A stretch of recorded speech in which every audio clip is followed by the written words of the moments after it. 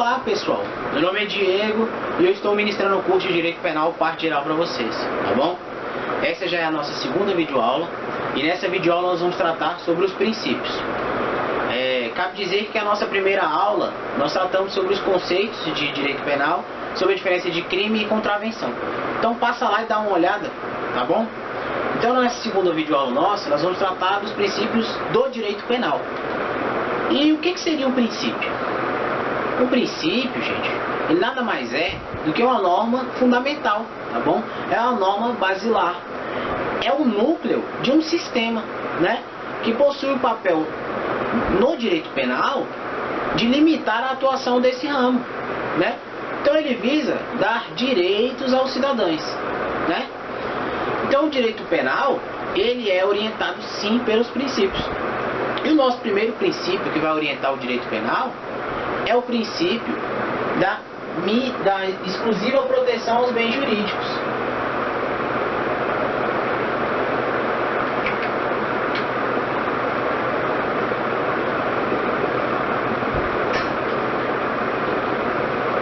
Exclusiva proteção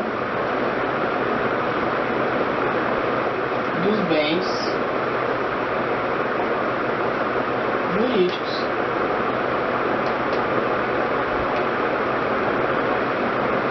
Esse princípio, gente, ele está ligado à missão fundamental do direito penal, tá bom? E qual é a função desse princípio? A função dele é de proteger os bens jurídicos, mas não é qualquer bem jurídico, é o bem jurídico que é relevante. E o que seria os bens jurídicos? O bem jurídico pode ser um ente material ou imaterial. E esse ente ele é extraído da sociedade, tá? Ele pode ser tanto individual como meta-individual. E eles têm o papel de atribuir ou de garantir à sociedade que ela vive em harmonia. Por que eu falo que ele é um bem que pode ser um ente, na verdade, que pode ser tanto material como imaterial? Eu vou dar o exemplo de um ente material, tá bom?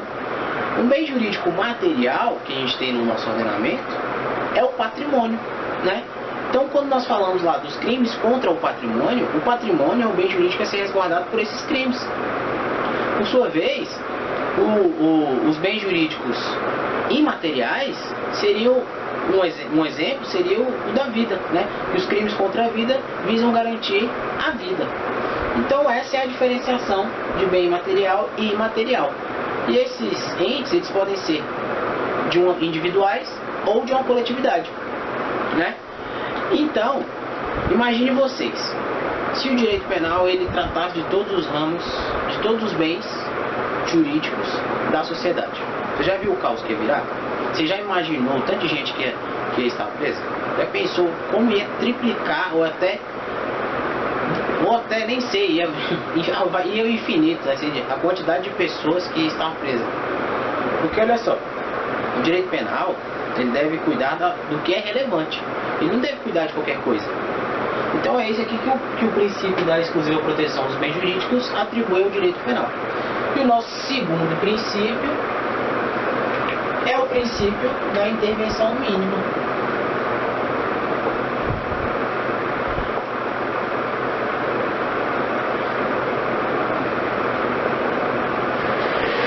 Intervenção mínima. E o que o princípio da intervenção mínima faz? Ele diz que o direito penal só deve cuidar daquilo que for necessário, né? Então, o princípio da intervenção mínima ele tem dois desdobramentos. O primeiro deles é o da subsidiariedade.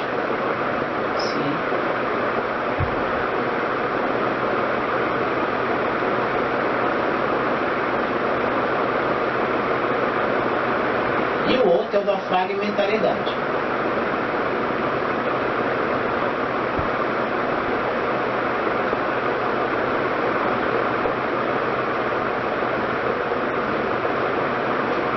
O que seriam esses princípios? Eu vou contar uma historinha para vocês e vocês vão entender. Olha só, imagine que todos os ramos do direito estejam em uma sala.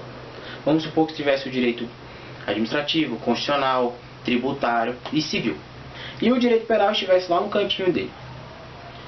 E aí a sociedade, por sua vez, pedisse ao direito, né, aos ramos do direito, que cuidasse de um determinado problema que eles estão tendo, que é o excesso de subtração de coisa alheia móvel.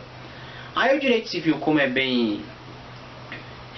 ele se mete muito nas coisas, ele falasse, tá, a partir de hoje, quem subtrair coisa alheia móvel vai ter o dever de reparar. Eu te faço a seguinte pergunta, você acha que isso ia coibir a conduta desses indivíduos?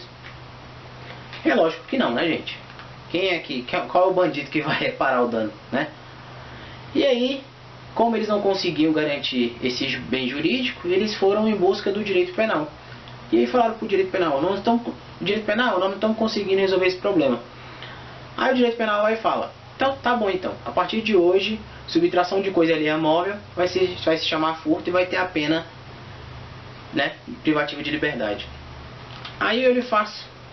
Aí a partir desse momento, você pode ter certeza que vai estar coibindo aquela conduta, né? Então, essa primeira história que eu te contei, afirma que o direito penal ele deve agir de forma subsidiária, quando os outros ramos não conseguem resolver o problema, né? Mas não basta só que os outros ramos não consigam resolver o problema, né? Não basta só isso, porque olha só, a subtração de uma coisa alheia móvel, que seria no caso uma caneta Bic, ela por si só já estaria, né? Já estaria sendo legislada pelo direito penal. Mas olha só, o que a fragmentariedade nos diz? Que o direito penal ele deve cuidar do perigo de lesão ao bem jurídico ou do dano concreto, né, ao bem jurídico, né? Ou seja, perigo de lesão ou lesão ao bem jurídico. Nesse caso concreto, né, nós não tivemos nenhuma lesão, nem um perigo de lesão relevante, né? Então é isso que o princípio da fragmentariedade atribui, que o direito penal é fragmentário, ele deve estar lá no seu cantinho e ele é subsidiário. E em virtude do princípio da fragmentariedade, nós temos um outro princípio, né, que é o desdobramento lógico desse princípio. É o princípio da insignificância.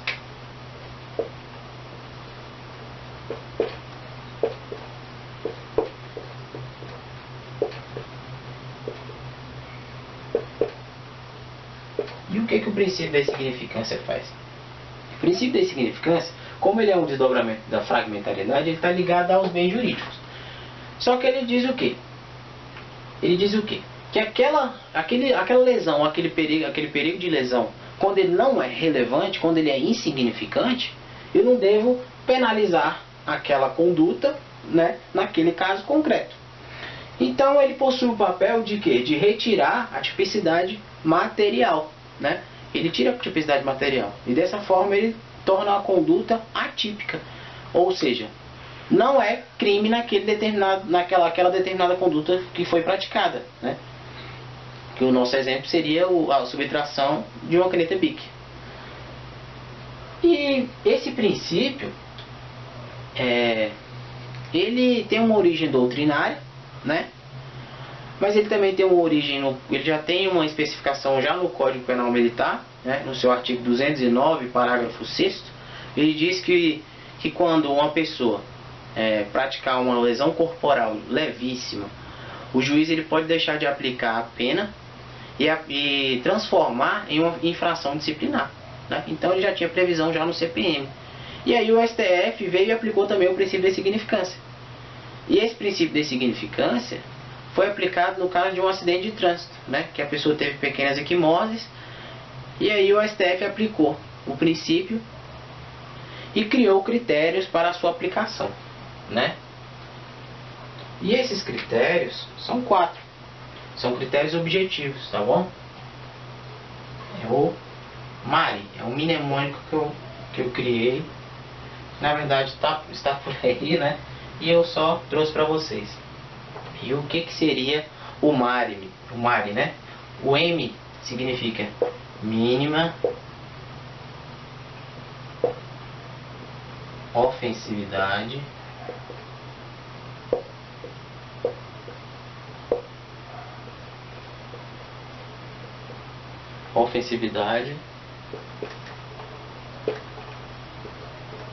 da conduta. O A, o que vocês imaginam que seja? O A é a ausência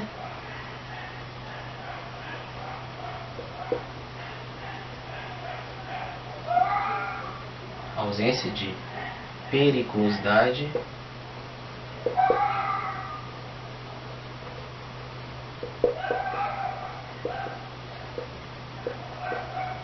da ação. E o R, o que seria?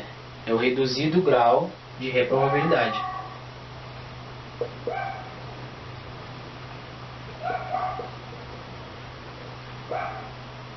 Reduzido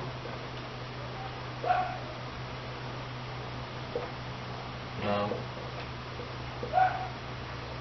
de reprovabilidade.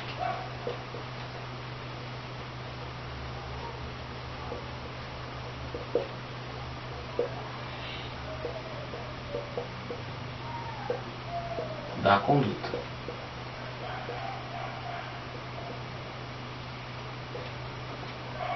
Da conduta. E o I é de quê? É de inexpressividade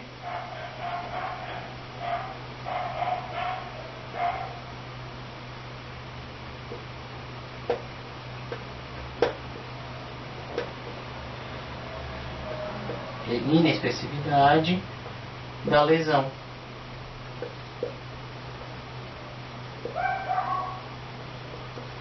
Então, se você observar, a mínima ofensividade da conduta, a ausência de periculosidade da ação ou reduzido grau de reprovabilidade da conduta estão todos ligados às condutas, né?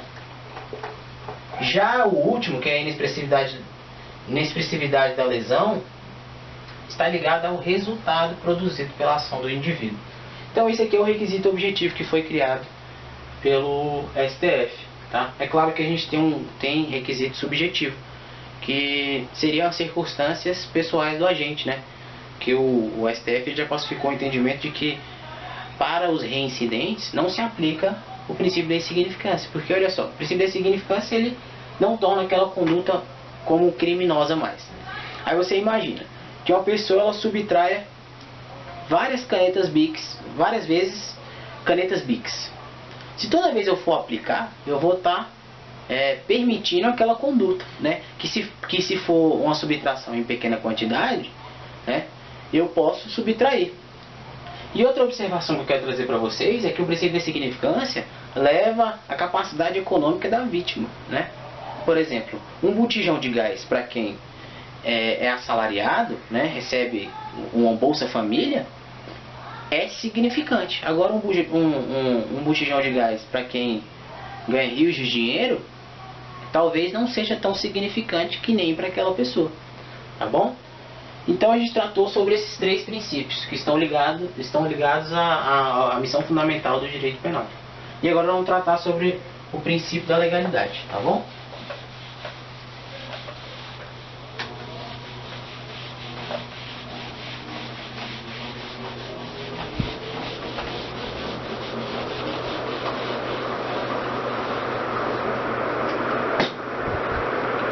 O que é o princípio da legalidade, gente? Ele é um princípio que visa limitar a atuação do Estado também, entendeu? E o princípio da legalidade, vamos lá, o princípio da legalidade está previsto na Constituição e no CP.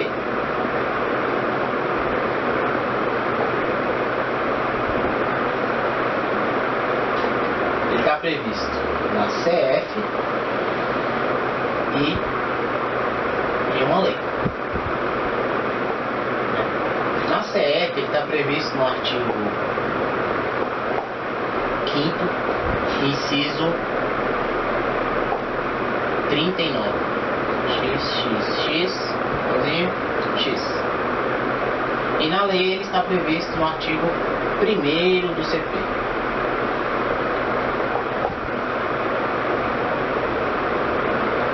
E o que esse princípio nos diz? Esses dois artigos dizem que não há crime sem lei anterior e não há pena sem prévia cominação legal. Então o que a gente pode traduzir do princípio da legalidade, né? Nós podemos traduzir algumas coisas. E a primeira delas é que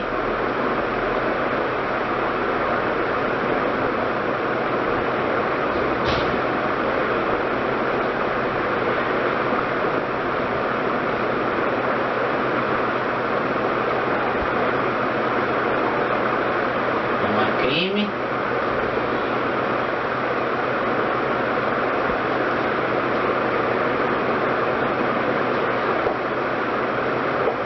e nem pena sem botar em vermelho.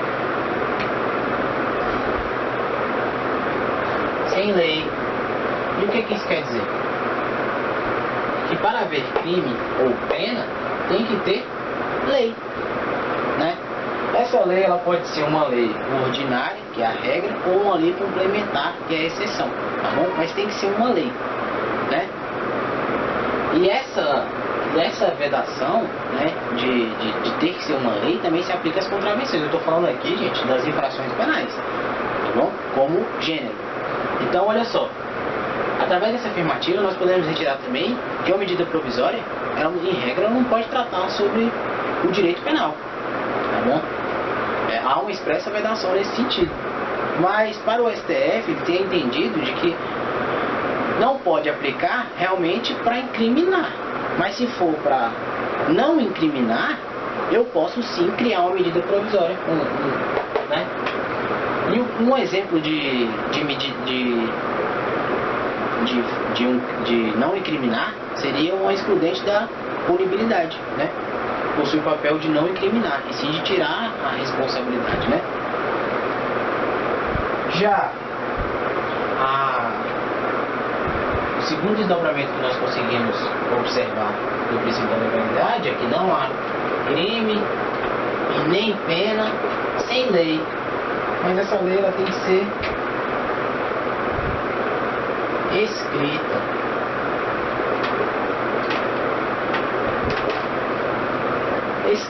E o que nós podemos dizer? Por que ela tem que ser escrita? É um formalismo, né? Ela tem que ser clara. E aí, em virtude dela necessitar de ser escrita, né, nós conseguimos traduzir que os costumes, eles não podem criar, né, tipos penais incriminadores. O papel do costume no direito penal ele vai ter apenas um papel de interpretar, mas não de criar crimes. Então é isso aqui que a exigência do princípio da legalidade ser escrito nos traz. O terceiro desdobramento é de que não há lei nem pena sem lei estrita.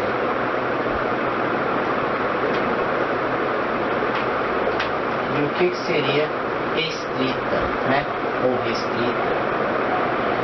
Em virtude disso daqui, a gente proíbe, né, que o direito penal ele seja criado ou integrado por analogia. A analogia ela não pode servir para criar tipos penais, né? Mas isso só se aplica para analogia em mala parte.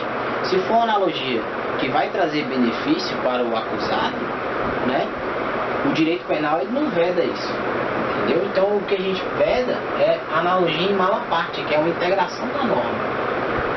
Um outro desdobramento que nós temos, 4, de que não há lei, nem crime, não há crime e nem pena sem lei. Mas essa lei ela tem que ser anterior.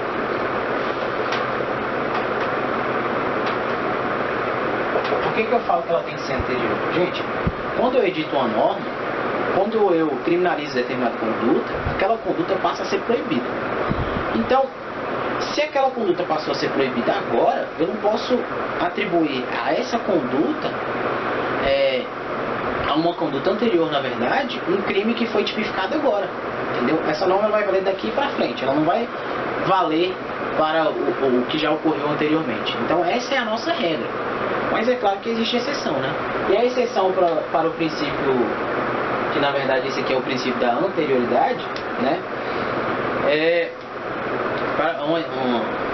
que eu posso retroagir a norma se for para beneficiar. Um exemplo disso seria no caso de, por exemplo, um abolitio criminis. O que seria um abolitio criminis? Determinada conduta foi praticada durante a vigência de um tipo penal. E aí, posteriormente, ele deixa de ser uma conduta incriminada, entendeu? Vamos supor que subtrair coisa ali é móvel, agora é crime. E aí, posteriormente, ele deixou de ser crime. Como ela deixou de ser crime, pela regra, eu não poderia retroagir, né, aquele abolitio criminis. Mas, se for para beneficiar, o direito penal fala que pode retroagir. Então, como aboliu, não é mais crime, eu posso retroagir. Então, é isso aqui que o princípio da anterioridade nos traz, né? Tem que ser anterior, então o princípio tem que ser anterior em razão do princípio da anterioridade. O quinto desdobramento, que eu digo, não há lei nem crime, não há crime nem pena, né? Sem lei, certo.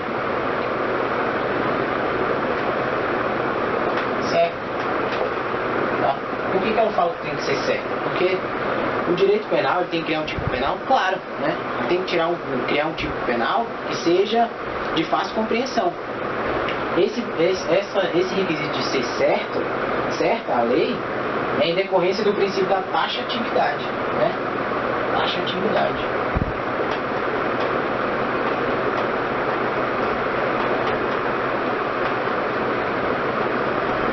E ele fala isso mesmo, de que o direito penal ele tem que ser taxativo.